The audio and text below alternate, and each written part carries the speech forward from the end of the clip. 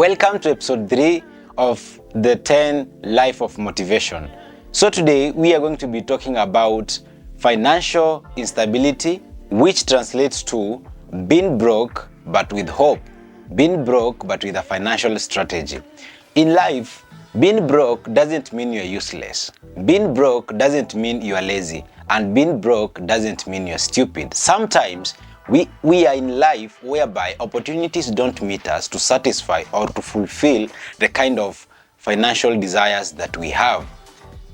You might work a lot of time, you might spend your time working, but you end up being broke. There are several reasons as to why you can be broke, and today we have 5 key points on how financial struggles or broke but expected to be strong affects you. And the key point number 1 is being broke affects your mental health. We understand that finances plays like 80% of the roles in your life. Yes, I know life is not all about money, but you can't live without money.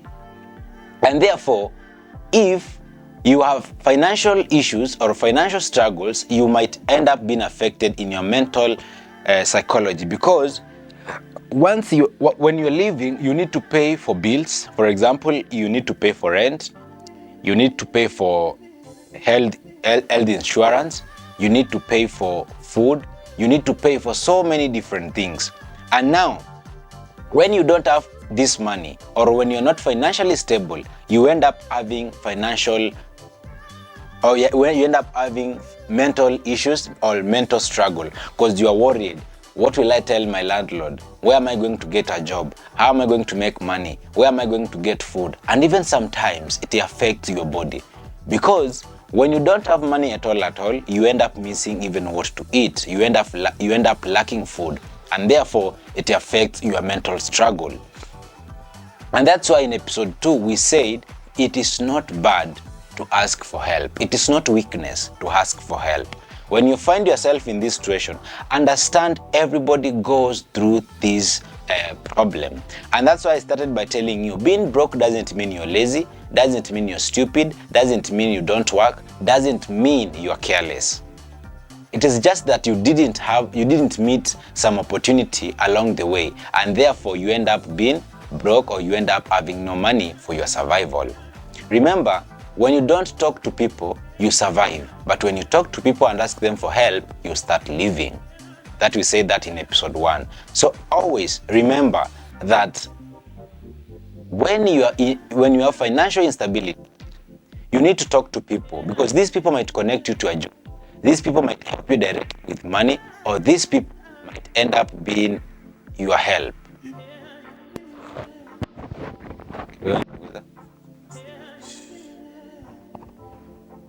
Unasikia?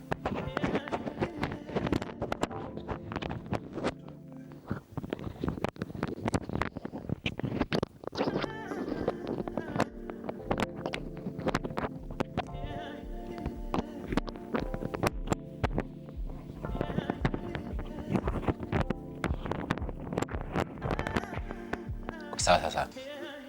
And therefore you don't have to struggle. Then the next key point is society respects money more than character.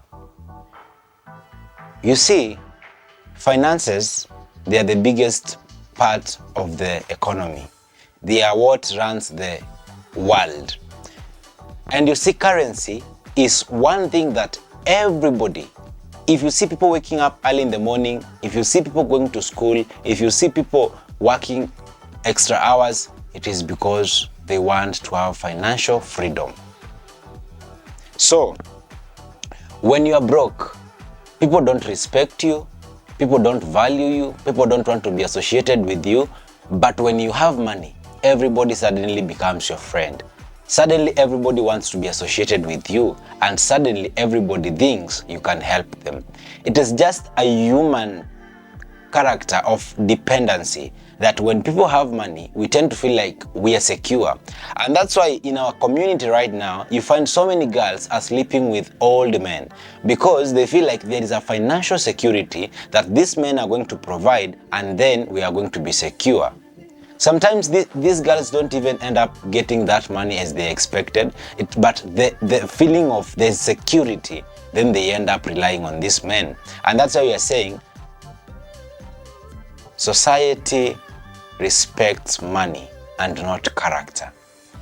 How many times have you seen people with bad character, pedophiles, rapists, corruption people, but because they have money, they go away with it because they can always use the money to fight for their freedom, to fight for their character, like to be free, you understand? When you have money, people will respect you. So by any chance, if you ever get an opportunity in life to make money, make as much as you can. You know, number one problem that we have in the society, leave alone when people tells you your health matters a lot than your wealth, but it's equally true. But at the end of the day, money is so vital and it's so pivotal that without it, so many things won't run in your life. Always when you have someone you can talk to, they show you how to make money, it is always the best thing that you can do to yourself. It's a favor that it's so underrated, but it's one of the things that you can never have to appreciate so much in life. Key point number 3. Hustle culture exhaustion. You see, we have been trained that you need to work 6 out of 7 days. You need to work 5 out of 7 days. You need first of all to go to school to get a skill, then you use it in real life. You know, if you don't work, you're going to be poor. If you wake up late, you're going to be poor. You know, this is a kind of manipulative way of just making people to keep going. It's the same way whereby you are told if you break the law, you're going to be jailed. If you sin, you're going to hell. It is just the same way. People end up using a scary way or a scary means to ensure people are still doing the job, to ensure people are working, to ensure people they are following the rules, to ensure people are obedient. The same way you are told if you don't wake up early, if you don't find 2 or 3 jobs, or if you don't have a source of income, or if you have not gone to school, or you don't have any type of skill, you're going to die poor. It is very true, but at some point, it is not completely true. I've seen so many people who don't have to wake up that early, but they have a lot of money. At the same time, I've seen people who work very hard. For example, if you go to a construction site, people who do the hardest task, they get the least amount of money. People wake up early to come to check that site and see if everything is in control. They end up getting the least amount of money. People who get a lot of money in a construction site, they only use their fingers. The hardest task they can do is just noting things down and doing some calculations. But you have to lift that block. You have to always stay under the sun, like always doing the job, but you end up getting the least amount of money. That is an evidence that hard work does not translate to the amount of money that you have. So don't always be stuck to the life culture of like you need to be exhausted, you need to do this one, you need to do a lot of things for you to have a lot of things. It does not equally translate to the same. You don't have to work 10 hours a day for you to have a lot of money. You just need a skill that you love. Someone said, if you want to make it in life, find something you love doing and do it for a long time. And that's the same thing that I'm doing. Me speaking to the camera, me talking to people, entertaining people, it's something that I love doing. And that's what I have been doing now for 2 years. We are going to the 3rd year and it's going. By the time I'm getting to the 10th year, people will be looking back at this video and be like, that was not the best of the best. But this time, I think this is the best. Because every time I do things, there is something that I learn. There is something that I'll correct. Find a skill, something that you love doing, and do it for a long time and you'll be successful. There is nothing so enjoyable in this life like finding something that you love doing and at the end of the money it has a reward. You understand? Yeah, so let us go to the key point number 4. Surviving versus building wealth. In episode 1, if I'm not wrong, we talked about living and surviving. But now we are talking about surviving and building wealth. Let me remind you a little bit about surviving. And I told you, if you struggle to get the basic needs, like you struggle to get food, you struggle to get rent, you struggle to get clothes, then that is surviving. That is not living. If you struggle with a certain problem and then you have not asked for help, you live with the problem, you are surviving with the problem. You are not living life. Today, let us go again to building wealth. Wealth and riches, they are two different things. When you wake up every day and at the end of the year you have made like 100 million or 10 million or 100,000, you have made riches. But someone who builds a family, someone who takes care of the children, someone who takes care of his home or her home, someone who takes care of their parents, someone who takes care of the society, someone who builds generational riches. For example, you might build a school that people will learn from that school, they'll get a skill and they'll go on with life and they will have to survive even without you. That's when you know you are rich. Even in the Bible, when Solomon asked for wisdom, God gave him riches and wealth. You see, when you have a good health, you have wealth. When you have a good relationship, you have wealth. When you have a home, you have wealth. But when you have a house, when you have money, when you have a car, that is riches. So building wealth, it's like a generational thing. You see, riches can be made in a very short time, but wealth can take so long time to be made. So, are you surviving or are you building wealth? If you're really surviving, all the way from episode 1, and if you'll get to episode 10, I am sure you will be able to understand what you need to life. And one thing I want to put as a disclaimer, we don't give advices because we have made it in life. We give advices because we have seen things, we have heard things, we have experienced things, and we have learned a few things. Even Jesus himself, he used to talk about riches and wealth. Low battery, please charge. But when we used to look at him like this, he did not used to have all those money, all those riches. Meaning, you don't need to speak about who you are. You need to speak about what is true. And so, if you are surviving, what are the battery, please charge.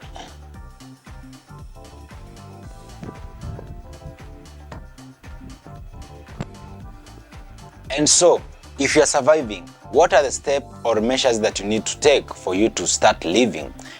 And if you're building wealth, who are these people behind you? Because you can never build wealth as a solo person. You need to have people around you. You need to have people with the same goals, who are helping you, who are building this with you, because riches is not the same as wealth. Riches, you can make them alone, but wealth, you need people around you with different types of advices, and you need to know exactly what you are doing with yourself. So you'll have to sit down and ask yourself, am I surviving? Because even the most basic things, I'm struggling to get them, or am I building wealth? If you are surviving, take the measures. If you are building wealth, well and good. Maintain that and keep moving. Point number 4. No, the last point. How poverty mindset traps people. You see, the world has been created into a design that we cannot all be rich. We need to have lower class, middle class, and high class, so that the lower class people can serve the middle class people, and the middle class people can serve the high class people. That is the hierarchy of life. We cannot all be the same. If we are the same, it is just a definite answer that nothing will run. Suppose everyone had $1 million. Who would want to struggle working for the other? So it is a structure and design of the world that we need to have the rich and the poor so that we can work. Now here is the problem. The poor people have created a system to retain the rich people have created a system to retain these poor people in the same situation, so that they can always have a say, so that they can always have something to talk about, and they can always have people to work for them. How is this system created? For example, the richest people, let's talk about Elon Musk, let's talk about Jeff Bezos, Mark Zuckerberg. All these people, they owned degrees after creating wealth, meaning it is not the degrees that created the wealth. So we have been put into a system whereby if you don't attend school, you are not going to be rich. If you don't follow a certain path in life, you are not going to be rich. If you don't attend church, you are not going to be righteous. You understand? So we end up struggling and we end up following the wrong formulas. What do I tell you? Most of the people who made riches or wealth in life, they found something they loved to do while they were very young, and they did it for a very long time. Let's say for example, the biggest content creators, the biggest YouTuber is Mr. Beast. He started doing YouTube at the age of 13. Now he's 28 as I'm doing this video. That means this person, people are seeing the highest number of subscribers, but they are not seeing the 15 years of hard work. IShowSpeed started streaming at 11 years. Right now it's at 21.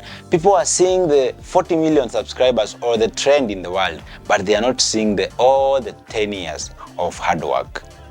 It's always a process.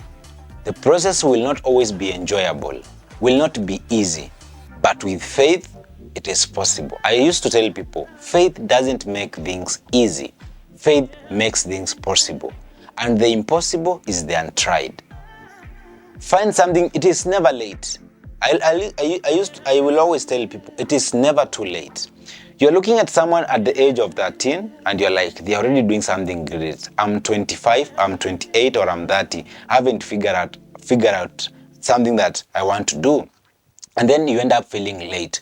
Any time in life where you feel like it's late, you end up postponing things or canceling things or feeling like even if I work, it's already late. What is it going to benefit me? Always when you're putting work into something, always think of it like this. This thing is not only going to benefit me, it's going to benefit people. It's going to benefit generations. And that is what we call building wealth. Riches, everyone will get riches in different way, in different capacities, but wealth, not so many people will ever get wealth. Remember, I'm not giving you these advices because I know a lot or I've achieved a lot. I have been under and I found a way to overcome the temptations that I had. I have been in a position where I felt like I was giving up. I gave up, yes, but I gave up with an option B. I was like, if I can't do this thing, it is too difficult for me. What else can I do? And the moment I found something to do, I decided to concentrate on it and put too much work on it. The way I was 2 years ago, it is not the same way I am now. And that is what gives me hope that even the next coming 2 years, I will not be the same. It is just my prayer that I'll be above who I am today. Changing is inevitable, but you are the one to decide. Are you changing going forward? Are you changing remaining the same? Or are you changing to go behind? You are the one to decide. And you don't decide by a word of mouth. The work you put in, the focus you have, and the kind of people you have around you, the kind of information you feed yourself with, and the kind of environment you are in will always be a factor to what you achieve and to who you become. If you have been to episode 3, thank you so much. We see you in episode 4.